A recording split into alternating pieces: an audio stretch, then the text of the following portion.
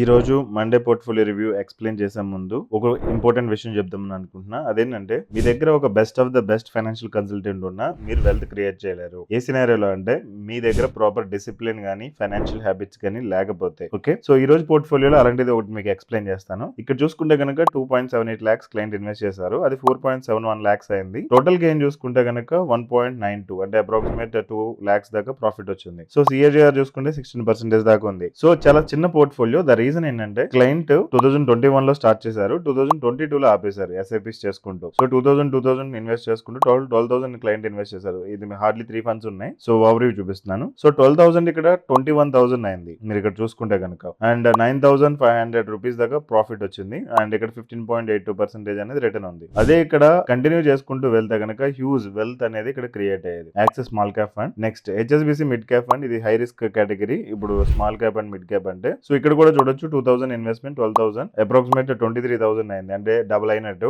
And 11,228 profit వచ్చింది. ఇక్కడ 18% return. Okay, ఇది కూడా జనవరి 2022 లో క్లయింట్ ఆపేశారు. నెక్స్ట్ క్లోటాక్ ఫ్లెక్సీ క్యాప్ ఫండ్, ఇక్కడ 4,000 ఎస్ఐపి 24,000 ఇన్వెస్ట్ చేస్తే అది టోటల్ 39,000 అయింది. 15,000 ప్రాఫిట్ వచ్చింది. 13.18% return. And next Mera asset large and mid cap fund, ఇక్కడ 24,000 మీరు చూస్తే 37,000 అయింది. 13,000 ప్రాఫిట్. ఓకే, నెక్స్ట్ ఫైనల్ గా ఎస్బీఐ స్మాల్ క్యాప్ ఫండ్, ఇది మీరు చూడొచ్చు 3,000 రూపాయలు ఇన్వెస్ట్మెంట్ అనేది క్లయింట్ కంటిన్యూ చేస్తూ వచ్చారు. ఇది సో 2022, 2023, 2024 ఈవెన్ ఇప్పుడు కూడా ఈ 3,000 ఎస్ఐపి అయితే కంటిన్యూస్ గా ఇన్వెస్ట్మెంట్ అనేది జరుగుతుంది. సో ఇక్కడ మీరు చూసుకుంటే కనుక టోటల్ గా 2,07,000 క్లయింట్ టోటల్ దీనిలో ఇన్వెస్ట్ చేస్తే అది 3,50,000 అయింది. అంటే 1.42 lakhs ప్రాఫిట్ వచ్చింది. 17% రిటర్న్ లెక్కన. సో ఓవరాల్ గా ఇక్కడ మీరు చూసుకుంటే కనుక ఇక్కడ 1.42 lakhs అండ్ రిమైనింగ్ ఫండ్స్ అన్ని కలిపి టోటల్ 1.92 lakhs ప్రాఫిట్ వచ్చింది. కానీ ఇక్కడ ఏంటంటే ఈ ఒక్క ఫండ్ తప్ప మిగిలిన అన్ని కూడా క్లయింట్ ఆపేశారు. దట్ ఈస్ ద రీజన్ అక్కడ వెల్త్ క్రియేషన్ అనేది జరగలేదు. ఓకే, ఇప్పుడు లైవ్ ఎస్ఐపి చెక్ చేద్దాం. ఇక్కడ చూసుకుంటే కనుక ఎస్బీఐ స్మాల్ క్యాప్ ఫండ్ ఒకటే కంటిన్యూ అవుతుంది.